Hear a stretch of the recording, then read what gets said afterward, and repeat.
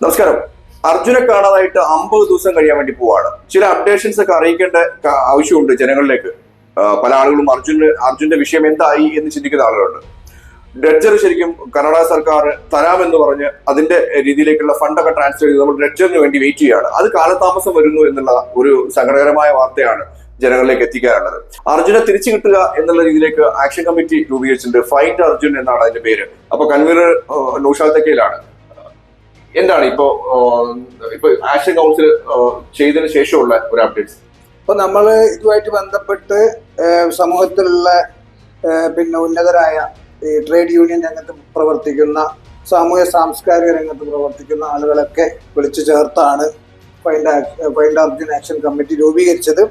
അപ്പൊ അതിന്റെ ഭാഗമായിട്ട് ഞങ്ങള് കേരളത്തിന്റെയും കർണാടകത്തിന്റെയും മുഖ്യമന്ത്രിമാരെ കാണാനും അതുപോലെ തന്നെ കേന്ദ്രമന്ത്രിമാരെ കാണാനും സംവിധാനം ചെയ്തിട്ടുണ്ട്. അതിൽ അടുത്ത 6-ാം തീയതി രാവിലെ 9:30 തിരുവനന്തപുരത്ത് നിന്ന് നമ്മുടെ ബഹുമാനപ്പെട്ട കേരള മുഖ്യമന്ത്രിയെ കാണും. ഇതുമായിട്ട് ബന്ധപ്പെട്ടിട്ടുള്ള നിവേദനങ്ങൾ നൽകും. അതോടൊപ്പം തന്നെ ഞങ്ങൾ പറയുന്ന കാര്യങ്ങൾ ഇപ്പോ നിങ്ങൾ പറഞ്ഞു ഡ്രഡ്ജർ നേരം വൈകുമെന്ന് പറഞ്ഞല്ലോ. അപ്പൊ അതുമായിട്ട് ബന്ധപ്പെട്ടുകൊണ്ട് നമ്മൾക്ക് സഹായം തരാമെന്നും പറഞ്ഞ് മുമ്പോട്ട് വന്ന വ്യക്തിയോട് ഡ്രഡ്ജർ നമ്മൾ സ്വീകരിക്കുകയും എന്നിട്ട് നമ്മുടെ സുഹൃത്തുക്കളായ ലോറി ഓണേഴ്സിനെ ഉപയോഗപ്പെടുത്തിക്കൊണ്ട് ആ സാധനം കർണാടകയിൽ എത്തിക്കാനും അതിനൊരു പിന്തുണയും കൂടി നമ്മുടെ ബഹുമാനപ്പെട്ട മുഖ്യമന്ത്രിയോട് തേടുന്നുണ്ട്. അതേപോലൊക്കെ തന്നെയാണ് ഇപ്പോ ലോറി ജീവനക്കാർ അനുഭവിക്കുന്ന ദുരിതപൂർണമായ ഒരു ജീവിതമാണ്. കടുത്ത മനുഷ്യാവകാശം ലംഘനം നേരിടുന്ന ഒരു വിഭാഗമാണ് ലോറി ജീവനക്കാർ. അത് ഇപ്പോ അർജുന്റെ വിഷയത്തിൽ നമ്മൾ പറയുമ്പോൾ അർജുൻ എന്തുകൊണ്ട് ആ സാഹചര്യത്തിൽ അവിടെ കിടക്കേണ്ടി വന്നു, എന്തുകൊണ്ട് അപകടത്തിൽപ്പെട്ടു എന്നുള്ളതൊക്കെ നമ്മൾ ചിന്തിക്കേണ്ടിയിരിക്കുന്നു. അപ്പൊ അതൊക്കെ ഉൾപ്പെടുത്തിക്കൊണ്ട് ലോറി ജീവനക്കാർക്ക് സുരക്ഷ ഒരുക്കുന്നതിന്റെ ഭാഗമായിട്ടുള്ള പ്രവർത്തനങ്ങൾ നടത്തണമെന്നും ഞങ്ങൾ ആ വിഷയത്തിൽ പക്ഷെ ഞാൻ പറയുന്നത് ഇപ്പോ ഡ്രഡ്ജർ കർണാടക സർക്കാർ കേരളത്തിൽ നിന്ന് കൊടുക്കാമെന്ന്, ഫ്രീ ആയിട്ട് കൊടുക്കാമെന്ന് പറഞ്ഞ ആളുകൾ വരുന്നു. അതിനപ്പുറത്തേക്ക് കേരളത്തിലൊരു ദുരന്തം ഉണ്ടായി കഴിഞ്ഞാൽ ആ സംഘടന ഒക്കെ ഞങ്ങൾ അർജുനെ സഹായിക്കാൻ തയ്യാറാണെന്ന് പറഞ്ഞു വരുന്നു. ഇത്തരം സാഹചര്യങ്ങളൊക്കെ ശരിക്കും ഈ വൈകിപ്പിക്കലില് എന്താണ് നിങ്ങൾക്ക് തോന്നുന്നത്? ഒരു തരം നിസ്സംഗത നമ്മൾ പല സ്ഥലങ്ങളിലും കാണുന്നുണ്ട്. സ്റ്റേറ്റ് ഗവൺമെന്റ് ഉത്തരവാദിത്വത്തോടു കൂടി പ്രവർത്തിക്കുമ്പോഴും അതെങ്ങനെയാണ് താഴേക്കടയിലേക്ക് അങ്ങനെ ഒരു അലസത വരുന്നത് നമുക്ക് വ്യക്തമായിട്ട് വേർതിരിച്ചെടുക്കാൻ സാധിക്കുന്നില്ല. ഇപ്പൊ ഇവിടുത്തെ മന്ത്രിമാരും എംഎൽഎമാരും സർക്കാരും അതേപോലെ തന്നെ കർണാടകയുടെ ബഹുമാനപ്പെട്ട മുഖ്യമന്ത്രിയും മറ്റു മന്ത്രിമാരും ഒക്കെ സ്ഥലം സന്ദർശിക്കുകയും അവിടുത്തെ എംഎൽഎ വളരെ സജീവമായിട്ട് നിന്നിട്ടും പ്രാദേശിക ഭരണകൂടത്തിന് ഇതിലോട്ടൊരു പിറകോട്ടടി ഉണ്ടോ എന്ന് ജനങ്ങൾ ചിന്തിക്കുന്നത് തെറ്റല്ല എന്ന് വിശ്വസിക്കുന്ന ഒരാളാണ്. കാരണം അവിടുത്തെ ഓരോ നീക്കങ്ങളും കാണുമ്പോൾ നമുക്കങ്ങനെ തോന്നും.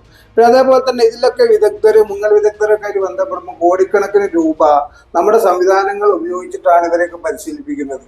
പക്ഷെ ഇവിടെയൊന്നും ഒഴുക്ക് കുറയുന്നില്ല, ഒഴുക്ക് കുറഞ്ഞാലും കാണാൻ കഴിയുന്നില്ല, മുങ്ങാൻ കഴിയുന്നില്ല എന്നൊക്കെ പറയുമ്പോൾ നമ്മുടെ സംവിധാനങ്ങൾ എത്രത്തോളം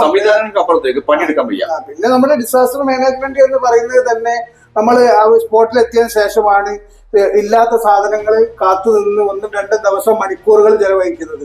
അപ്പോഴേക്ക് സംഭവിക്കാനുള്ളതൊക്കെ സംഭവിക്കുമല്ലോ. അപ്പോൾ അന്താരാഷ്ട്ര തലങ്ങളിലൊക്കെ ഇത്തരം ഡിസാസ്റ്റർ മാനേജ്മെന്റില് ഉണ്ടാകുന്ന ഉപകരണങ്ങളൊക്കെ സംവിധാനങ്ങളൊക്കെ ഒരുക്കി തന്നെ വേണം ഇന്ത്യയിലെയും സംവിധാനങ്ങൾ മുമ്പോട്ട് പോകണം എന്നാണ് എൻ്റെ ഒരു അഭിപ്രായം. അതേപോലെ തന്നെ ബഹുമാനപ്പെട്ട മുഖ്യമന്ത്രിയോട് ഞങ്ങൾക്ക് ഉണർത്തിക്കാനുള്ള ഒരു കാര്യം, പല വാർത്തകളിലും വീഡിയോകളിലൊക്കെ നമ്മൾ കണ്ടത് വലിയൊരു സ്ഫോടനം അർജുനനെ കാണാതായ ഏരിയയിൽ നടന്നിട്ടുണ്ട്. അതിന്റെ ഒരു നിജസ്ഥിതി അറിയണമെന്ന് ഒരു പൗരൻ എന്ന നിലയിൽ നമുക്ക് എല്ലാവർക്കും അവകാശമുണ്ട്. അതുമായിട്ട് ബന്ധപ്പെട്ട് അന്വേഷണം നടത്താൻ വേണ്ടിയുള്ള സംവിധാനങ്ങൾ ഒരുക്കണം എന്ന് തന്നെ ഞങ്ങൾ അഭ്യർത്ഥിക്കും. മനാഫ്കയാണ് നമ്മുടെ കൂടെ ലോറിന്റെ ഓണറായ. ഇത്തരം രീതിയിലേക്ക് നമ്മൾ ഇപ്പോ താങ്കളുടെ ഒരു സ്റ്റാഫിനെ അല്ലെങ്കിൽ അപ്പുറത്തേക്ക് അനിയൻ എന്ന് പറയുന്ന അർജുനെ കിട്ടാൻ വേണ്ടി ഇത്രയും രീതിയിലേക്ക് പോയിക്കൊണ്ടിരിക്കുകയാണ്. ഞാൻ പറയും ഇത്തരം ഒരു നിസ്സഹായാവസ്ഥ ശരിക്കും ഫീൽ ചെയ്യണ്ടോ നിങ്ങൾക്ക്? ഇന്നത്തേക്ക് ഏകദേശം 50 ദിവസത്തോളമായി ഇതുവരെ ഈ വിഷയത്തിൽ ഒരു തീരുമാനമായില്ലെങ്കിൽ അതിന്റെ അർത്ഥം സാറ് ചോദിച്ച കാര്യം തന്നെയാണല്ലോ. ഇത്രയൊക്കെ ലാഗ് ചെയ്ത് പോകാനുള്ള ഒരു അപകടമൊന്നുമല്ല അതുണ്ടായത്. ഒരു നിസ്സാരമായ ഒരു ചെറിയൊരു പോർഷനാണ് അത്. വീഡിയോയിൽ കാണുമ്പോൾ കുറെ വലുതായിട്ട് തോന്നുമെങ്കിലും അത്ര വലിയൊരു അപകടമല്ല. പക്ഷെ എന്താന്ന് കഴിഞ്ഞാല് ഇച്ഛാശക്തിയോട് കൂടി പ്രവർത്തിക്കുന്ന ഒരു ഭരണകൂടം ഉണ്ടെങ്കിൽ ഇതൊക്കെ വളരെ ഈസി ആയിട്ട് എടുക്കാവുന്നതേ ഉള്ളൂ. അതിന് ഡെഡിക്കേറ്റഡ് ആയിട്ടുള്ള ഓഫീസേഴ്സ് വേണം. അതിന്റെ പോരായ്മ ഉണ്ട്. ഈ അപകടം നടന്ന നാള് മുതൽക്ക് ഇതില് പലതും ഒളിപ്പിച്ചു വെക്കാൻ ശ്രമിക്കുന്ന ഒരു ഭരണകൂടത്തിന്റെ അടുത്ത് ഇതല്ലാതെ വേറെന്ത് പ്രതീക്ഷിക്കാനാ? ഇങ്ങനെയൊക്കെ തന്നെ സംഭവിക്കുകയുള്ളൂ. തീർച്ചയായും ആ ഒരു ലെവലിലേക്ക് ഞാൻ പറയുന്നത്, ഒരാൾ കാണാതായി ഇത്രയേറെ ആക്ഷൻ കൗൺസിൽ ആക്ഷൻ കമ്മിറ്റി രൂപീകരിക്കുന്നു, അർജുനെ തിരിച്ചു വേണമെന്ന് പറയും, ഇത്രയൊക്കെ രീതിയിലേക്ക് നമ്മൾ പോകുന്നു. ഞാൻ ഇതൊക്കെ എനിക്കൊരു വിഷമം എന്ന് വെച്ചാൽ ലോറി ഡ്രൈവർമാരെ വല്ലാത്ത രീതിയിലേക്ക് പാനിക് ആക്കിയിട്ടുണ്ട്. അന്യ സംസ്ഥാനത്ത് എന്തെങ്കിലും ഞങ്ങൾക്ക് സംഭവിച്ചു കഴിഞ്ഞാൽ വല്ലാത്ത രീതിയിലേക്കുള്ള അനുഭവം ഞങ്ങൾക്ക് ഉണ്ടാവും. ഇതേ അനുഭവം അർജുന്റെ അതേ അനുഭവം ഉണ്ടാവും എന്ന് പറയുന്നത്. കാര്യം അർജുൻ പോയി ആക്സിഡന്റ് ആയ ഒരു സിറ്റുവേഷൻ അല്ല, അത് പ്രകൃതി ദുരന്തം കൊണ്ടാണ്. അപ്പോൾ അത്തരം രീതിയിലേക്കുള്ള ഒരു എമർജൻസി ആയിട്ടുള്ള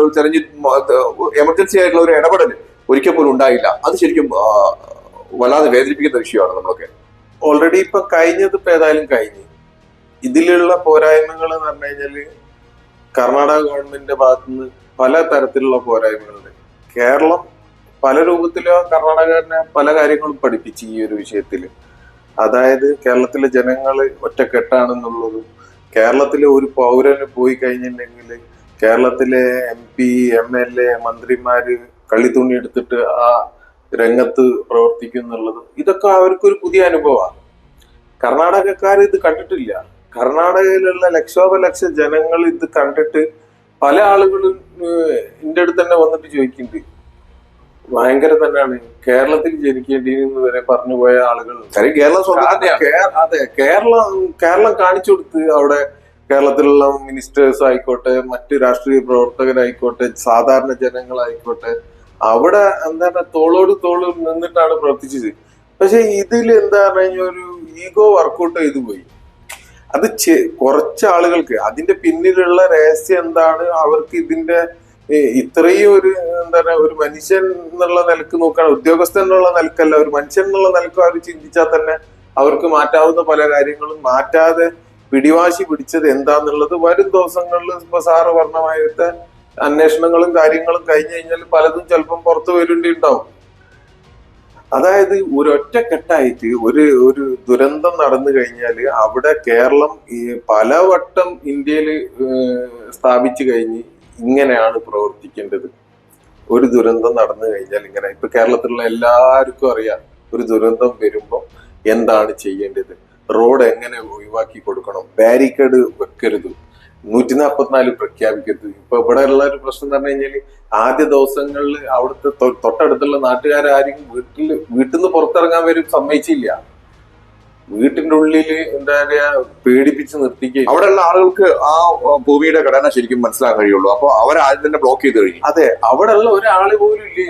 ഈ പല യൂട്യൂബ് ചാനലിലും കണ്ട്, പല വീഡിയോയിലും ഈ ലാൻഡ് സ്ലൈഡ് നടന്നുകൊണ്ടിരിക്കുമ്പോ ജനങ്ങൾ ഓടുന്നതൊക്കെ വീഡിയോ ഞാൻ കണ്ട്. ഈ ജനങ്ങളൊക്കെ എവിടെ പോയി? ഇവരൊക്കെ കണ്ടതാണ്. ഇപ്പം ഈ അടുത്ത ദിവസം ഒരാൾ വന്നിട്ട് പറഞ്ഞ് ഈ ലാൻഡ് സ്ലൈഡ് നടന്നുകൊണ്ടിരിക്കുമ്പോൾ ഈ ലക്ഷ്മൺ നായക്ക് പറഞ്ഞിട്ട് ചായക്കടക്കാരനുണ്ടല്ലോ, അയാൾ ആദ്യത്തെ പൊട്ടില് അയാൾ നോക്കി നിന്നോല്ലോ ഈ ഇത് പൊട്ടുന്നത്. അയാൾ വിചാരിച്ച് റോഡ് മുഴുവൻ ക്രോസ് ചെയ്തിട്ട് വേണമല്ലോ അയാളെ ചായക്കടയിൽ എത്തൂല, അവിടെ നിൽക്കുമെന്ന് വിചാരിച്ചു. രണ്ടാമത്തെ പൊട്ടാണ് കൊണ്ടുപോയത്. അതൊരാൾ പറയുന്നത്. ഇങ്ങനെയുള്ള ആളുകളൊക്കെ ഇതിന്റെ മുമ്പ് എവിടെയും 144 പ്രഖ്യാപിച്ചതിനോട് ആരും വീട്ടിൽ നിന്ന് പുറത്തിറങ്ങിയില്ല. ഇവരെ സംബന്ധിച്ചിടത്തോളം എന്ന് പറഞ്ഞു കഴിഞ്ഞാൽ ഭയങ്കര പേടിച്ചിട്ടുള്ള ഒരു ജീവിതമാണ്. പിന്നെ ഓൾറെഡി ഈ കർണാടക പോലീസ് പറഞ്ഞു കഴിഞ്ഞാല് ആദ്യമേ ഷൗട്ട് അടിക്കുക, ഡോ തന്നെ ചാട് ചെയ്യുക. അതോടുകൂടി ഒരു പേടിക്കും. നമ്മളെ പോലുള്ള ആളുകൾക്ക് അതൊരു സിസ്റ്റങ്ങൾ വ്യത്യാസമുണ്ട്. അപ്പൊ ഞാൻ പറയുന്നത് താങ്കൾ പറഞ്ഞ പോലെ തന്നെ ഏതായാലും അർജുനെ തിരിച്ച് എത്രയും പെട്ടെന്ന് കിട്ടട്ടെ എന്നുള്ളതാണ്. അതിലപ്പുറത്തേക്ക് പോരായ്മയുണ്ട്, വല്ലാത്ത രീതിയിലേക്കുള്ള പോരായ്മയുണ്ട്. പോരായ്മ എന്ന് പറയാൻ പറ്റില്ല, വല്ലാത്ത രീതിയിലേക്കുള്ള പോരായ്മയുണ്ട്. അതുകൊണ്ട് തന്നെയാണ് അർജുനെ കിട്ടാൻ വേണ്ടി ഇത്രയേറെ വൈകിയതും ഇത്രയേറെ വൈകിപ്പിക്കുന്നതും. എന്തായാലും അർജുനെ പെട്ടെന്ന് തിരിച്ചു കിട്ടട്ടെ എന്നുള്ള രീതിയിലേക്കാണ് ആക്ഷൻ കൗൺസിൽ ഇപ്പോ ഫൈൻഡ് അർജുൻ എന്നുള്ള ആക്ഷൻ കമ്മിറ്റി നല്ല രീതിയിലേക്ക് പ്രവർത്തിച്ച് അദ്ദേഹത്തെ തിരിച്ച് വീട്ടിലേക്ക് കൊണ്ടുവരാനുള്ള ഒരു അവസ്ഥ ഉണ്ടാകട്ടെ. നന്ദി, നമസ്കാരം.